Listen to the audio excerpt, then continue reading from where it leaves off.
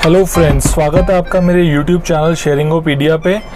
आज मैं आपके सामने लेकर आया हूँ एक नया वीडियो जिसमें मैं आपको ये बताऊँगा कि हमें अफोर्डेबल हाउसिंग में इन्वेस्ट क्यों करना चाहिए। वो क्या 5 रीज़न्स हैं बड़े जिसकी वजह से हमें अफोर्डेबल हाउसिंग में इन्वेस्ट करना चाहिए।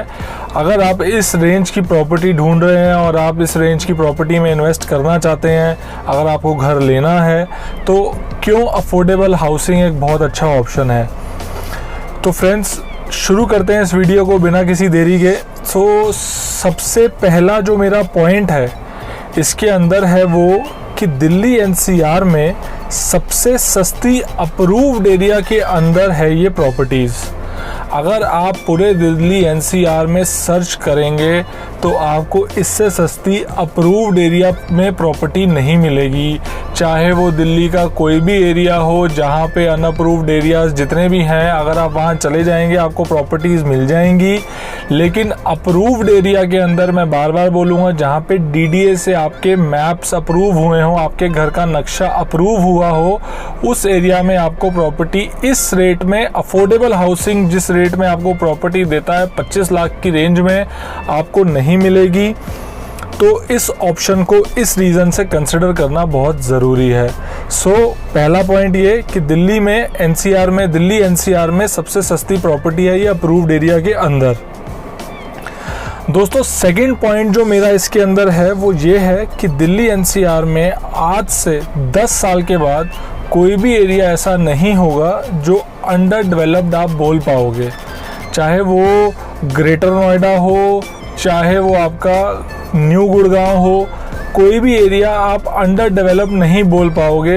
ये सब डेवलप हो जाएंगे 10 साल के अंदर। यहाँ पे पूरी आबादी होगी, अच्छे से सारी चीज़ें होंगी।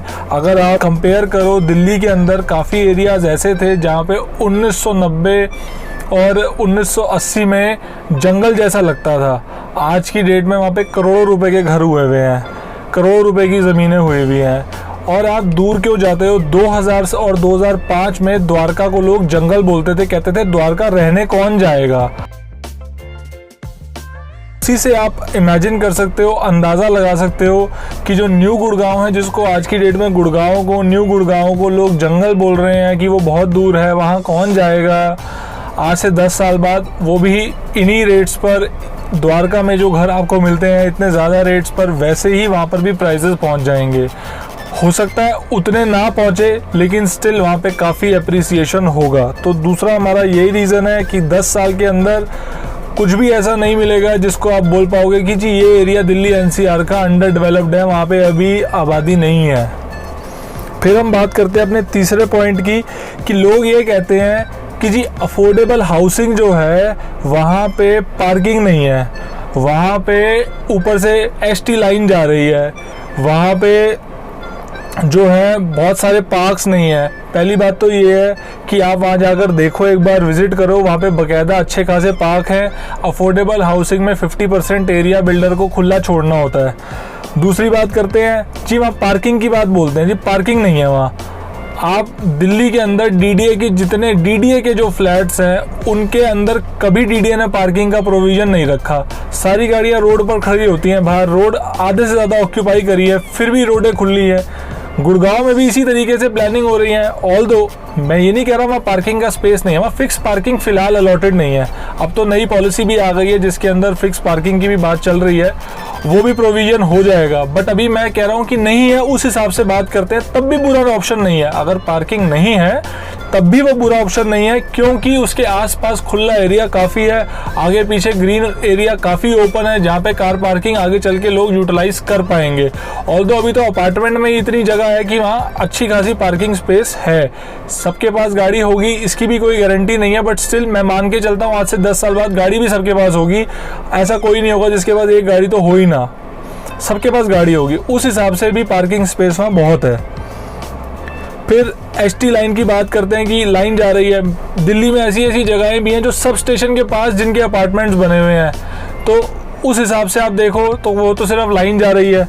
और पार्क, ऐसा नहीं है कि वहाँ पार्क्स नहीं है, बहुत पार्क्स हैं वहाँ पे, ऐसी कोई दिक्कत नहीं है। वहाँ पे गुड़गांव अथॉरिटीज़ के भी पार्क्स हैं, वो उनके कॉम्प्लेक्स के अंदर भी पार्क्स हैं, बहुत सारी फैसिलिटीज़ हैं। 10 साल के अंदर प्रॉपरली डेवलप हो जाएगी जगह।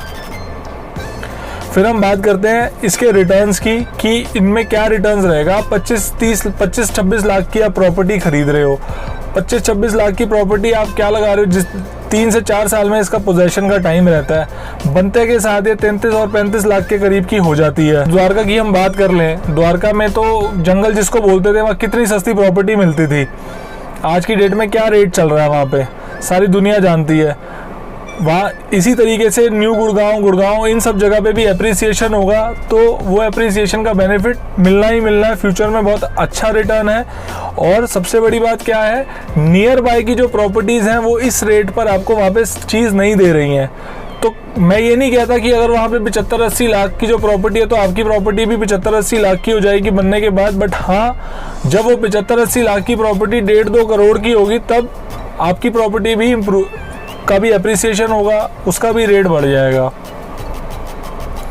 तो इसी हिसाब से अगर आप देखोगे तो कहीं ना कहीं आपको नुकसान किसी भी तरीके से नहीं है अफोर्डेबल हाउसिंग में इन्वेस्ट करके। आप 25 लाख लगाते हो, 5, 7, 10 साल के बाद अगर वो प्रॉपर्टी 40-45 की हो गई, 50 लाख की हो गई, तो आपके पैसे डबल हो गए 10 साल के अंदर, प्रॉपर्टी भी है आपके पास।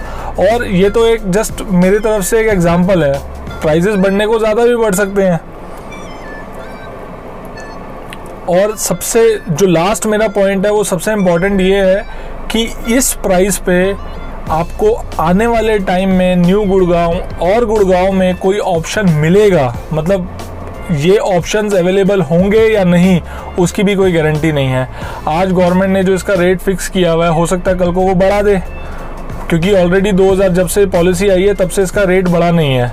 तो अब ऑलरेडी इतना टाइम हो चुका है, 7 साल हो गए, 8 साल होने को आ रहे हैं, तो हो सकता है आने वाले टाइम में नेक्स्ट 1-2 साल में गवर्नमेंट इसका रेट थोड़ा सा बढ़ा दे, तो फिर इसका प्राइस वैसे ही इंक्रीज़ कर जाएगा। जिन लोगों ने ऑलरेडी इन्वेस्ट किया उनको भी इसका बेनिफिट मिल जाएगा।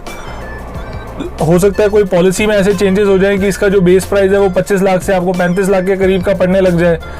तो और सबसे बड़ी बात, गवर्नमेंट कितना लैंड उनके पास है अफोर्डेबल के लिए, कितना नहीं है, उसकी भी कोई इन्फॉर्मेशन नहीं है। हो सकता है 2 साल के बाद ये प्रोजेक्ट्स ही आना बंद हो जाएं अफोर्डेबल के। तो इसीलिए बेस्ट टाइम है, अगर आप इन्वेस्ट करना चाहते हैं तो अफोर्डेबल बेस्ट ऑप्शन है। अगर आपकी लिमिट 25-30 लाख रुपए की रेंज में आपको इन्वेस्ट करना है तो इससे बढ़िया दिल्ली NCR में कोई ऑप्शन नहीं है।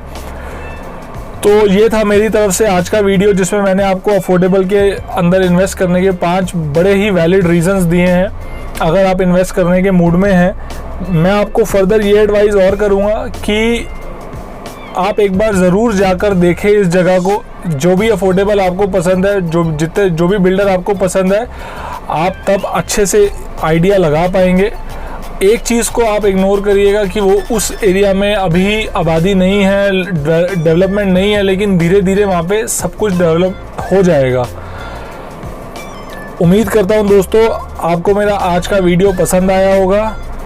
प्लीज़ अगर चैनल पे पहली बार आए हैं तो इसे सब्सक्राइब करें, वीडियो पसंद आता है इसे लाइक एंड शेयर करें। अगर कोई भी आपको अफोर्डेबल हाउसिंग से रिलेटेड क्वेरी है, किसी बिल्डर के बारे में पूछना है, कुछ भी आपकी क्वेरी है, आप कमेंट बॉक्स में लिख सकते हैं, पूछ सकते हैं मेरे से। मेरा ईमेल आईडी भी दिया हुआ है, आप उस पर ईमेल भी कर सकते हैं।